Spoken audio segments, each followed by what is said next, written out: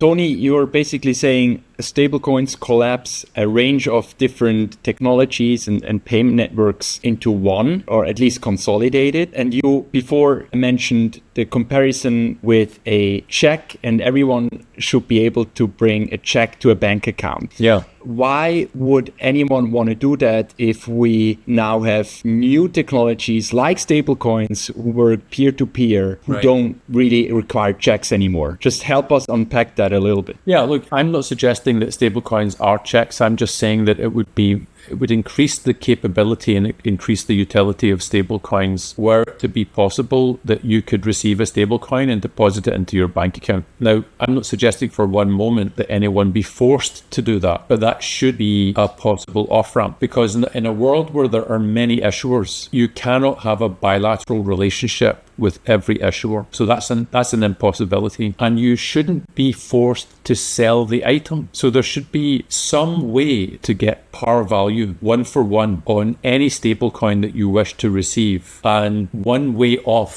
very powerful off-ramp for stablecoins would be if you were able to take any stablecoin to any bank. There's a second side effect of that, super important side effect, which is what the central bankers call singleness of money. Singleness of money means dollar is a dollar. That's one way of describing it. There's another way of describing it, which is slightly more pointed, and that means, or that other way of describing it is, the issuer doesn't matter to the recipient. So imagine you are you're Bloomingdale's and you're receiving card payments. You don't care about the issuer. You don't give a damn about the issuer. And that's a very, very good thing, because can you imagine if the Bloomingdale's clerk had to care about the issuer? The lines would be extremely long. You can, in the US, there are like 5,000 banks. You can receive checks from 5,000 banks. You don't care about the issuer. You take the check to your bank, and the bank collects the money on your behalf. So in this emerging world of stablecoins, if we have even tens or dozens or hundreds of issuers, when it comes to using that stablecoin, the most desirable feature is you don't care about the issuer. Now, issuers might rebel at that idea, but they would be categorically wrong to do so, because when you have the feature, which is that the issuer doesn't matter at the acceptance point, you have universal acceptance. And once we've got universal acceptance, this is what I ask you and your listeners to imagine. Imagine the point at which every bank and fintech on the planet have wallets connected to multiple blockchains. That's the planning assumption. That's the point in time that we're all heading towards. At that point in time where every bank and fintech on the planet is connected to multiple blockchains